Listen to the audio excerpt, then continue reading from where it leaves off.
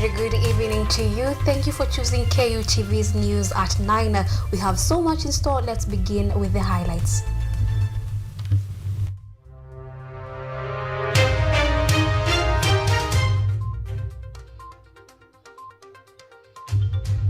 Go back home and return every coin received. 2,100 unqualified public service workers told by President Ruto.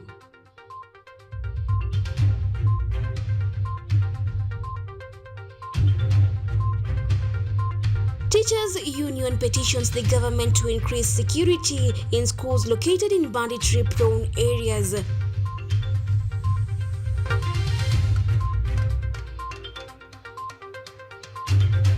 Agriculture CS Mithika Linturi claims government fertilizer is genuine and will boost farmers' yields.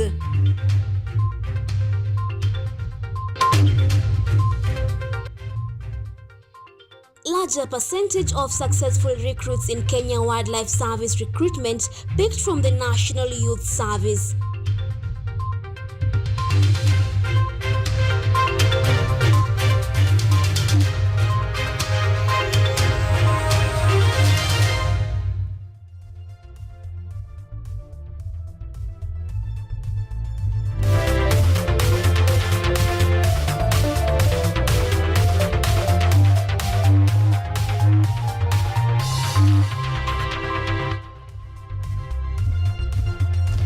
Always find us on our social media platforms at KUTV_Kenya, and on YouTube you can find us at KUTV News Kenya. Our sign language interpreter tonight is Lucy Kiarie, and I'm Yvonne. Kemuma will begin. President William Ruto has ordered immediate crackdown on public sector employees with fake certificates, insisting that they must be sent parking or return the payments they have received. Our political reporter Caroline Kimwila prepared the following report. President William Ruto has put public workers with fake credentials on notice, issuing a stern warning on public employees with fake credentials in public service that their days are numbered. In a bid to lower ballooning national wage bill from current 46% to the proposed 35% by the year 2028, the head of state says head must roll.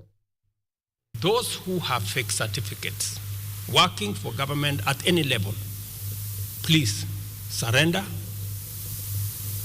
and walk away, because it will not be business as usual as we go into the future.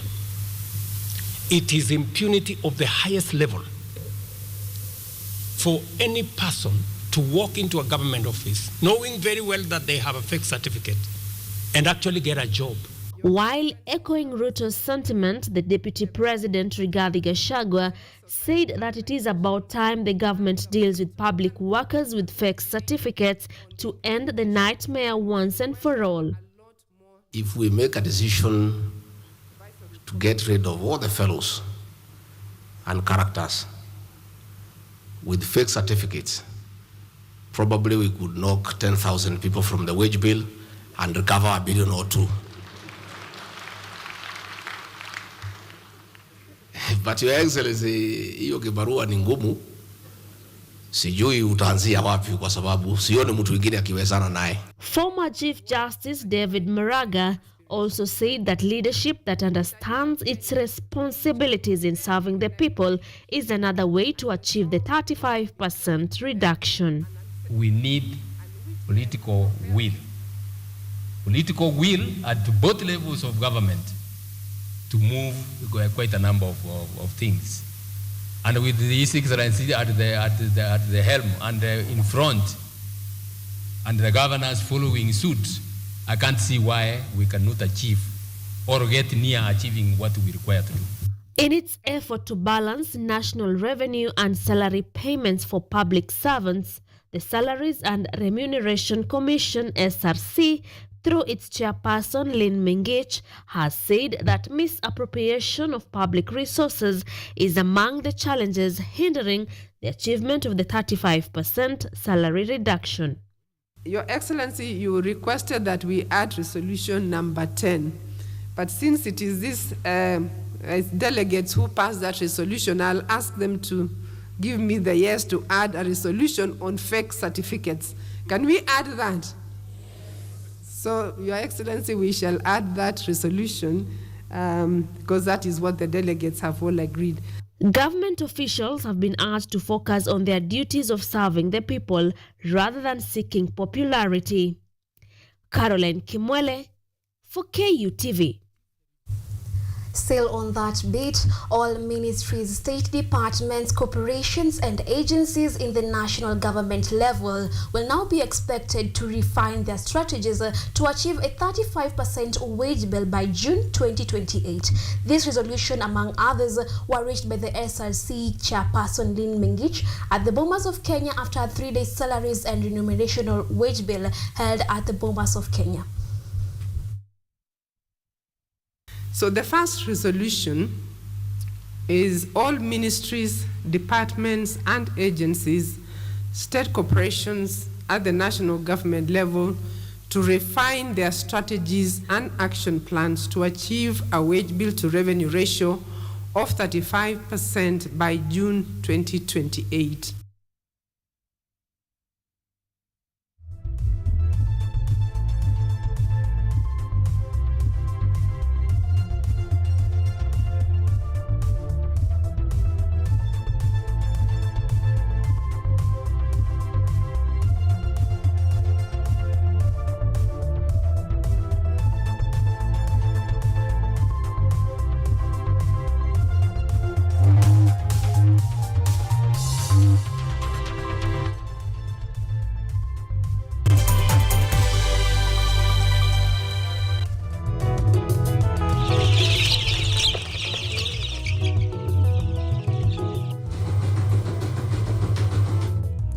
Kaunti maarufu kwa kuzalisha maziwa na ukuzaji wa majani chai. Pia, serikali ya kaunti inawahimiza wakulima kukumbatia mitindo mingine ya kilimo kuzidisha mapato. Kama kuna kikundi moja inafanya biashara ya kuuza kuku, hao pia tumewafadhili kuwafunza jinsi ya kuhandle zile kuku kwa sababu wanaleta kwa wingi.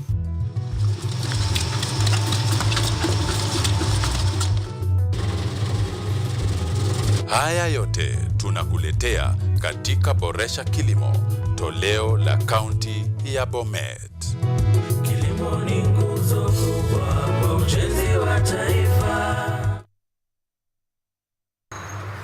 They are powerful and influential.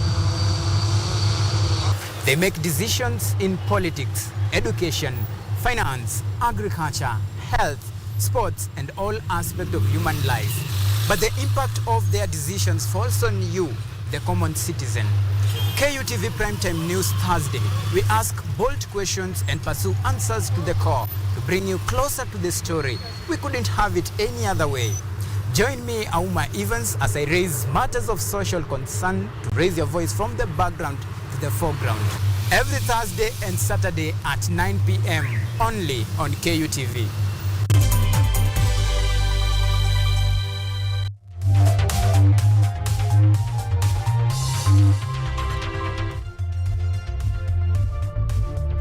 And we are back at KUTV News at 9. We'll continue. The Teachers Union is petitioning the government to beef up security in schools within banditry-prone areas to ensure the continuity of education. And as Dorothy Musyoka reports, the Kenya National Union of Teachers NAT National Vice Chair Malel Langat now wants the government to treat the matter with urgency since learners and teachers in these areas have not been to school for fear of their lives. As banditry attacks continue to paralyze education within the banditry-prone areas, Kenya National Union of Teachers (NAT) is now calling on the government to intervene and restore calm in these areas.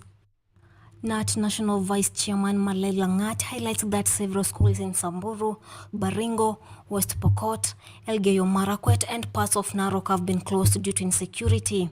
The unionists now want the government to act swiftly since learners and teachers in these areas have been away from class in fear for their lives.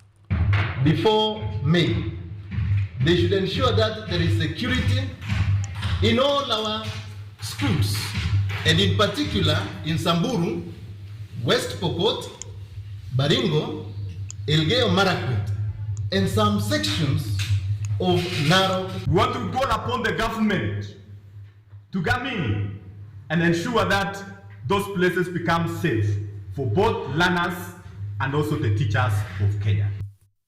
Elsewhere in Garissa County, during the first regional conference running for 2 days, the Kenya Primary Schools and Teachers Association Northeastern Branch is asking the government to prioritize posting of more teachers in schools within that region as a result of the new competency-based curriculum, which requires more teachers. Kwa hivyo tungeomba pia wizara inahusika ihakikishe kwamba katika mtaala ambao walimu wanaohitimu wahitimu kwamba ni walimu watakao kuja kutusaidia, sio walimu ambao pia itakuwa ni mzigo kwetu. The head teachers flaunted the Teachers Service Commission for failing to confirm many teachers who have been acting on capacity for long. The issue of stagnation, head teachers who have stagnated in some grade or position for a very long time, want also the same thing to be addressed.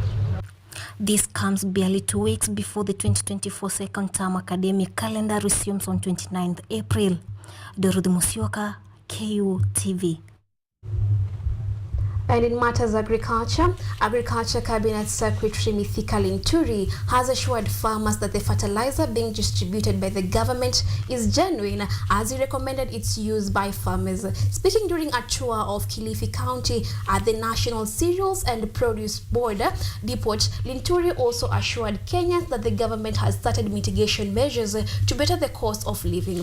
Additionally, Kilifi North Member of Parliament Owen Baya commended the Kenya Kwanza government for distributing fertilizers to more than 4,000 farmers who have not been receiving the commodity nor seeds from the national government. Watu wako waambie wakuja wachukue fertilizer, sababu fertilizer hapa. Waachane na hiyo story na propaganda ya watu ambaye hawataki wa Kenya waende mbele. Na mnaona pia serikali inaweka njuundi ya kuhakikisha kuna mbegu, kuna fertilizer. Kwa muda mrefu hii Kilifi ilikuwa haipati mbolea. Before you started this program, nobody thought Kilifi needed fertilizer. Nobody thought Kilifi needed certified seeds. Lakini sasa toka hii serikali ingie katika mamlaka for the second time now, Kilifi imepata fertilizer kutoka kwa serikali. Tumepata mbegu ya sunflower kutoka kwa serikali. Leo hapa tuko na fertilizer nyingi sana. According to the depot manager, anasema at least 4,000 farmers wa hapa Kilifi North wamechukua mbolea. Unga pale ambapo tunauza sisi kama mtambo wholesalers, ni kampuni ambapo tunampelekea retailer mwenye duka, sisi tunauza 114. Mwenye duka sasa hivi kuna mwingine anauza 125 130. Kwa hivyo ile propaganda kwamba unga ni shilingi 100 na 200 180, hiyo wananchi wa Kenya wasahau. As the recruitments by the Kenya Wildlife Service continues, 1,350 rangers and 150 cadets are expected to be recruited at the end of the exercise taking place in different counties. The move seeks to ensure enhanced wildlife protection measures to overcome several challenges currently experienced in the country. This story was produced by Brenda Nyongesa and voiced by Theo Masharia. As the Kenya Wildlife Recruitment Exercise took place today in Kilifi, Wajir, Tharaka Nithi, Murang'a, Elgeyo Marakwet, Kajiado, Bomet, Bungoma and Kisumu counties, the Kenya Wildlife Service Director Professor Charles Musyoki stated that the exercise went on smoothly and was incident-free, adding that 80% of the new recruits have been picked from the National Youth Service and 20% from the general public. We were particularly interested in getting persons who are of the age of 26 and below. Quite a number of them were turned away because their ages were beyond 26. We were also looking at the height of the personnel. For men, we had a minimum of 5 feet 8 inches, and for the females 5 feet and 4 inches. Musyoki added that out of the entire group that turned out for the recruitment process, they were able to pick out the best candidates suitable for the activities ahead of them. The criteria was adhered to strictly. We were very, very particular about, sticking to the criteria and guidelines that we are following in the recruitment. And the only thing that, eliminated the candidates was the criteria and nothing else. Benjamin Wanjohi, a resident from Kirinyaga County, observed that majority of young men were not fit, allegedly as a result of engaging in drugs and substance abuse. He further, however, applauded the recruitment exercise for being free and fair with no cases erupting during the recruitment process. Changamoto ilikuwa ni kwamba wanaume wengi wanashindwa kukimbia. Sijui ni nini, lakini mambo concern na kukimbia, unaona mwanaume amekimbia raundi moja, ya pili inamweza. So ningeomba sana wapunguze, hata kama ni sigara wanatumia wanjaribu kupunguza, ndio kama ni mbio ukikimbia unakimbia ukiwa damu inatembea vizuri. So ningeomba sana watu wasitumie vitu kama dawa za kulevya. Successful candidates are expected to undergo mandatory paramilitary training for 6 months and thereafter be deployed to their respective stations.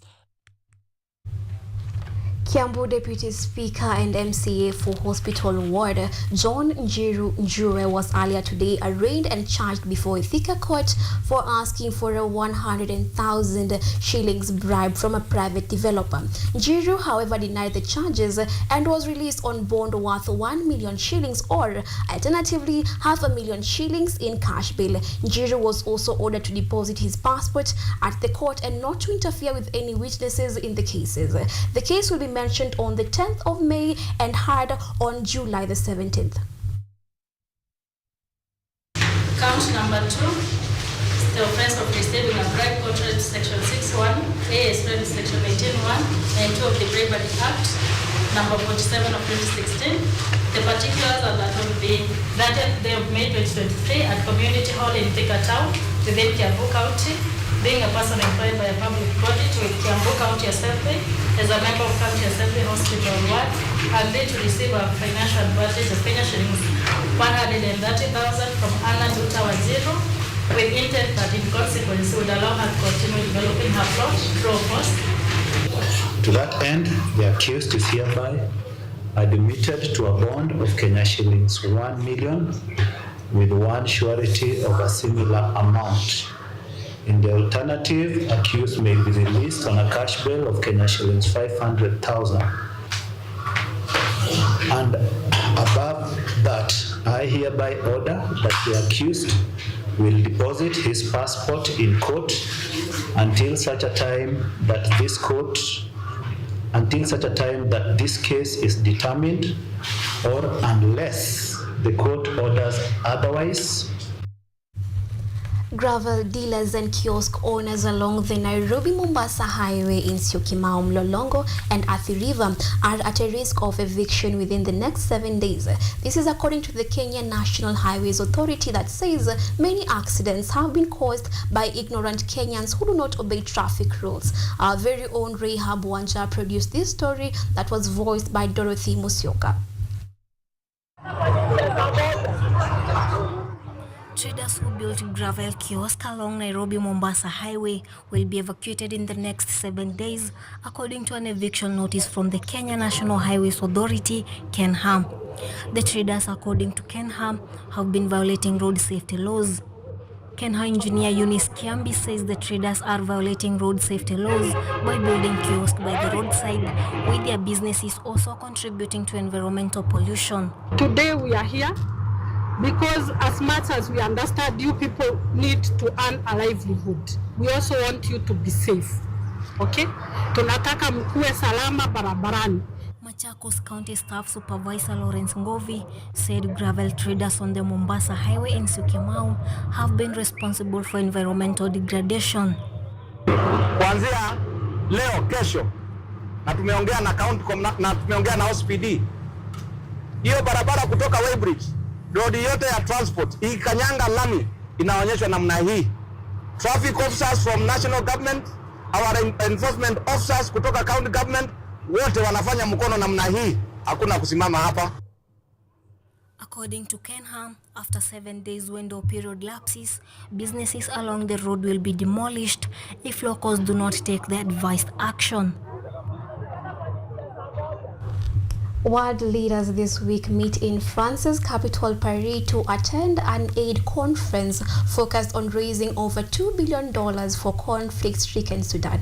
However, residents of Omdurman, the city across the Nile from the capital Khartoum, say they feel neglected by the international community as they call for more action. Reuters' David Doyle has more. After a year of war, residents of Omdurman say they feel forgotten. Sudan's conflict has destroyed homes and infrastructure, created the world's biggest displacement crisis, and killed thousands of civilians. But efforts to help millions of people driven to the verge of famine have been held up by continued fighting, restrictions imposed by the warring sides, and demands on international donors from other crises across the world. In Omdurman, across the Nile from the capital Khartoum, residents like Bashir Awad say conditions are deteriorating. All countries of the world are busy with the rest of the world, but we are third world countries. No one is concerned about us. That is why we all suffered. We hope that people will stand with us. Neither the Arabs nor any other country stood with us. On Monday, the first anniversary of the conflict, an aid conference was being held in Paris. One diplomatic source said that it's hoped donors will contribute well over €1 billion for Sudan. The EU will pledge €350 million and France €110 million, three sources said, while the United States will invest a total of $147 million. Earlier on Monday, Germany pledged €244 million. However, the international response to Sudan's crisis has also been criticized, with the US Special Envoy to Sudan, Tom Perriello, last week describing it as pitiful. The United Nations has called for $2.7 billion for aid inside the country and $1.4 billion for assistance in neighboring countries that have hosted hundreds of thousands of refugees. But speaking at the conference, French Foreign Minister Stéphane Séjourné said only 5% of the UN appeal had been met. La tâche d'ailleurs est colossale. The task is colossal. If I give you a few figures about the crisis, we have 27 million Sudanese, that is more than half the population, who need humanitarian aid today. Among them, almost 15 million are children. Séjourné added that crises such as Gaza and Ukraine had pushed Sudan into the background.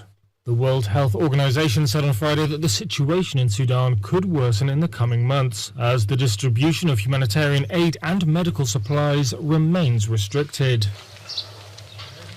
Sudan's army has said it will not allow aid into parts of the country controlled by the rival Rapid Support Forces. Aid agencies have accused the paramilitary RSF of looting aid, which it denies. Now that story courtesy of VOA takes us to our very first break, our second break here on KUTV News at 9. We'll be back with sports.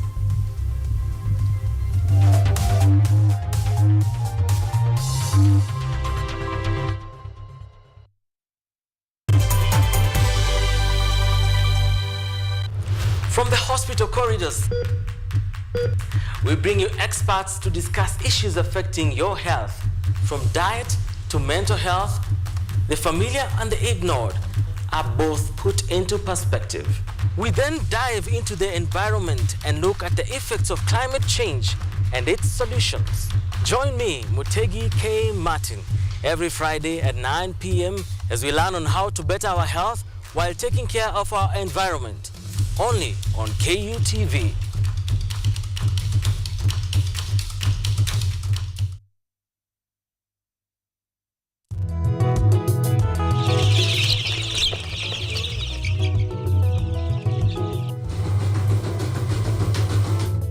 Ni kaunti maarufu kwa kuzalisha maziwa na ukuzaji wa majani chai. Pia, serikali ya kaunti inawahimiza wakulima kukumbatia mitindo mingine ya kilimo kuzidisha mapato. Kama kuna kikundi moja inafanya biashara ya kuuza kuku, hao pia tumewafadhili kuwafunza jinsi ya kuhandle zile kuku kwa sababu wanaleta kwa wingi.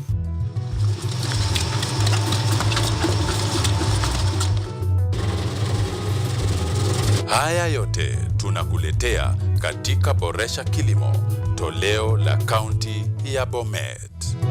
Kilimo ni nguzo kubwa kwa ujenzi wa taifa.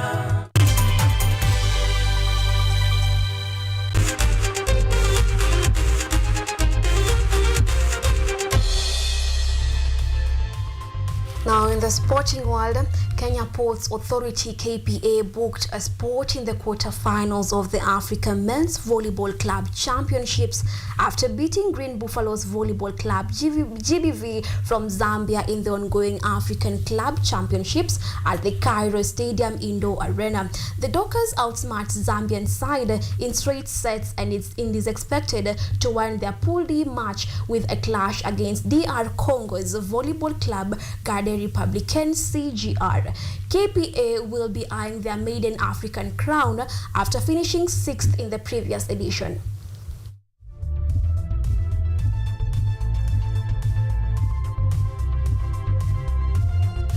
Paris Saint-Germain put 4 past hapless Barcelona in the return leg of the UEFA Champions League to book a spot in the semi-finals of Europe top champion at Camp Nou. Kylian Mbappe scored twice to edge out 10-man Barcelona, while Ousmane Dembele, the Vitinha, were also on target. In another match played in the UEFA Champions League, Borussia Dortmund staged a coup to knock out Atletico Madrid 5-4 goal against the set clash with PGA in the semi-finals of UEFA.